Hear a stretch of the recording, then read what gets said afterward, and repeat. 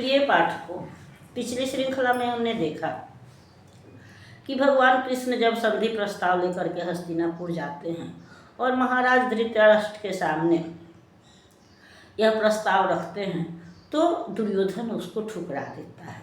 और हम यह भी जानते हैं कि कहने के लिए सम्राट धृतराष्ट्र थे, लेकिन निर्णय सारे दुर्योधन के ही होते थे, जो वह शकुनी के विचार के अनुसार शकुनी की मंत्रणा पढ़ लेता था। तो इस समय भी दुर्योधन ने संधि प्रस्ताव लौटा दिया, यहाँ तक कि 5 ग्राम देने को भी नहीं तैयार हुआ। और उसने कृष्ण से स्पष्ट कह दिया कि सुच्यग्रहणे वदास्यामि बिना युद्धेन केशव, बिना युद्ध के मैं सुई की नोक के बराबर भी जमीन नहीं दूंगा। और बाद में जब भगवान कृष्ण ने उसे समझाना चाहा तो वह उल्टे कृष्ण को ही बंदी बनाने का प्रयास करने लगा, जिसके फलस्वरूप भगवान कृष्ण ने अपना विराट रूप दिखलाया। और तब सारी सभा जो है वह तो चकाचौंध हो गई, चकित हो गई। और उसके बाद से फिर भगवान कृष्ण ने धीरे धीरे अपना रूप समेट लिया और उसने यह भविष्यवाणी की उन्होंने कि अब मानवता का विनाश अवश्यम भावी है। अब मानवता जब युद्ध छिड़ेगा तो संपूर्ण मानवता मिटेगी और उसका उत्तरदायित्व जो है वह दुर्योधन पर ही होगा। अब मैं कुछ नहीं कर सकता, ऐसा कह करके वह सभा छोड़कर जाने लगे। और हमारे यहाँ की यह भी परंपरा है कि जब हमारे यहाँ कोई विशिष्ट अतिथि आता है, हमारा कोई रिश्तेदार आता है, मित्र आता है, तो हम अपना आदर प्रकट करने के उद्देश्य से जब वह लौटता है तो कुछ दूर तक उसके साथ जाते हैं और इसको हम प्राय उसको छोड़ना कहते हैं। तो कर्ण भी जो है वह कृष्ण को छोड़ने के उद्देश्य से भगवान कृष्ण के साथ साथ चला। सारी सभा तो अचंभित थी, लेकिन कर्ण ने अभी भी अपना धैर्य, अपना विवेक बनाए रखा था। वह अभी भी परंपरा या शिष्टाचार नहीं भूला था, इसलिए वह भगवान कृष्ण को छोड़ने के लिए उनके साथ चला। और भगवान कृष्ण ने भी कर्ण को अपने रथ पर बैठा लिया और उसे उसके जन्म का रहस्य बताया, उसको राधे के बदले कौन्ते कहकर संबोधित किया और यह कहा कि तुम ज्येष्ठ पांडव हो, पांडवों के बड़े भाई हो, तुम अकेले नहीं हो, तुम्हारे 5 भाई हैं, तुम्हारी माँ है। इसलिए अगर तुम पांडवों के तरफ आ जाते हो तो यह युद्ध टल सकता है। अब युद्ध टालने का अंतिम उपाय यही है कि तुम दुर्योधन का साथ छोड़ दो, क्योंकि सभी जानते हैं कि दुर्योधन तुम्हारे ही बल पर अपने विजय के प्रति निश्चिंत है, या तुम्हारे ही बल पर उसने इस युद्ध का आयोजन किया है। और अगर यह युद्ध होगा तो महाविनाश होगा, भयंकर विनाश होगा, क्योंकि पूरा भारत जो है 1-2 भागों में बंट करके लड़ेगा। तो इसलिए अगर तुम मानवता का कल्याण चाहते हो तो दुर्योधन का साथ छोड़ दो। लेकिन कर्ण इससे को स्वीकार नहीं करता है, वह बोलता है कि नहीं, जिस समय सारी दुनिया, सारा समाज मुझे तिरस्कृत कर रहा था, अपमानित कर रहा था, मैं भरी सभा में तिरस्कृत हो रहा था, तो वैसे समय में दुर्योधन ने मुझे सम्मानित किया था, अंग देश का राज्य दिया था, तो मुझे सबके समकक्ष बनाया था। तो मैं, या उसने मुझे अपने राज्य तो क्या कहें, वो अपने हृदय में भी उसने स्थान दिया था, मुझे समानता का अधिकार दिया था, इसलिए मैं उसका साथ नहीं छोड़ सकता। इसलिए इसको युद्ध को होने जाने ही दें, ऐसा कहकर कर्ण जो है वह पुनः हस्तिनापुर की तरफ वापस आ जाता है और कृष्ण पांडवों के पास चले जाते हैं। लेकर विदा कृष्ण से कर्ण ने कुरुसभा को प्रस्थान किया। असंभावी है युद्ध, केशव ने भी जान लिया। मौन ग्रहण कर लिया कृष्ण ने और सभी युद्ध निरत हुए। युवाओं को कौन कहे, बूढ़ों ने भी शस्त्र उठा लिए। कौरव सेना की कमान संभाली भीष्म पितामह ने, पांडव सेना की कमान धृष्टद्युम्न को सौंपा केशव ने। और फिर अपनी अद्भुत युद्ध कला पितामह प्रतिदिन दिखलाते थे, पर पांडवों की प्रगति को रोक नहीं वे पाते थे। सुनकर सभा समाचार युद्ध का दुर्योधन जुझलाता था। वयोवृद्ध पितामह पर सैकड़ों इल्जाम लगाता था। दुर्योधन के कटु वचन तीक्ष्ण तीर सम घातक थे। काल ब्याल सम विष बुझे दावानल से दाहक थे। फिर भी शांत भाव पितामह सब कुछ सुनते रहते थे।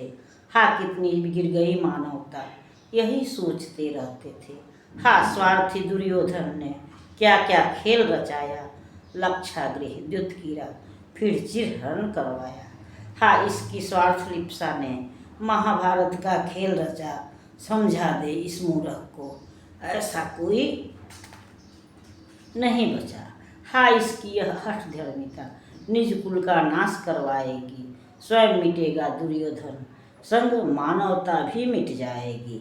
यही सोचते हुए पितामह कभी विकल हो जाते थे। याद कर पांडवों के दुख को खुद को भी दोषी ठहराते थे। हाँ, दुर्योधन की लिप्सा पर अंकुश मैं लगा न सका। इसके कुत्सित दुख अत्याचारों से कभी उन्हें मैं बचा न सका। निज प्रतिज्ञा से बंधा हुआ मैं इसके संग ही खड़ा हुआ। रोकूं कैसे इस अनीति को, समझ नहीं मैं पाता। हाय, कटे पांडव याद कौरव, किंतु कटूंगा मैं ही। मरे युधिष्ठिर या दुर्योधन, किंतु मरूंगा मैं ही। हाँ, इस भयंकर विनाश का मैं ही साक्षी हूँगा। जाकर स्वर्ग निज पूर्वजों को क्या उत्तर मैं दूंगा। हाँ, दैव किस विधि मैं इस विनाश को बंद करूं, या तज कर अस्त्र शस्त्र निज इह लीला का अंत करूं। इस सोच में मग्न पितामह जलहीन मीन समतर्प रहे। समझ न पाते थे इस दुख को कैसे और किससे कहें। इश्क नीरव हाहाकार हृदय में था। दानव वानव सा दहक रहा। अंतरतम की ज्वाला से मुखमंडल था दहक रहा। तो हम देखते हैं कि कर्ण जो है वह दुर्योधन का साथ छोड़ने से इनकार कर देता है और तब युद्ध होना निश्चित होता है। अगले दिन से दोनों ही सेनाएं जो है वह युद्ध प्रारंभ करती है। तो कौरव सेना के सेनापति भीष्म पितामह होते हैं। वे भले ही मन से पांडवों के साथ थे, उसकी जीत मनाते थे, या उन्होंने दुर्योधन से स्पष्ट कर दिया था कि मैं पांडवों को मारूंगा नहीं। फिर भी पांडव से, चूँकि उन्होंने राज्य रक्षा की प्रतिज्ञा ली थी, इसलिए कौरव सेना के पति वो भीष्म पितामह बने और पांडव सेना के जो सेनापति थे वह द्रौपदी के भाई पंचाल नरेश धृष्टद्युम्न बने। और दोनों ही तरफ से युद्ध प्रारंभ हुआ। दोनों को ओर से मार काट होता रहा, लेकिन विजय किसी को भी प्राप्त नहीं हुई और पांडव भी बचते जाते थे। और इस कारण से, इस हार से कहें या इस दृश्य को देख करके दुर्योधन विचलित होता था और वह भीष्म पितामह पर पक्षपात का आरोप लगाता था, उनकी निष्ठा पर संदेह करता था और पितामह कुछ बोल भी नहीं पाते थे और मन ही मन वह सोचते थे कि इसकी हठधर्मिता ने आज समाज को या राज्य को इस जगह पर ला करके खड़ा कर दिया है कि मानवता विनाश की ओर जा रही है। ऐसा कोई भी नहीं है जो इसको समझा सके, इसको रोक सके।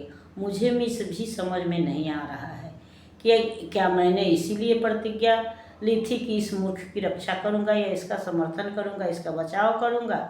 इससे तो अच्छा है कि मैं अपना जीवन ही समाप्त कर लूं, क्योंकि ये हम यह भी जानते हैं कि पितामह भीष्म को इच्छा में मृत्यु प्राप्त थी।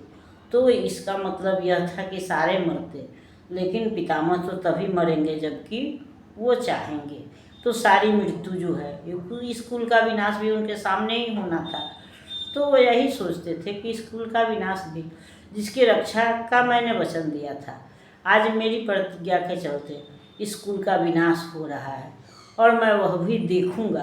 तो फिर मैं पुनः अपने पूर्वजों को जाकर के क्या उत्तर दूंगा। तो इससे दुखी होकर के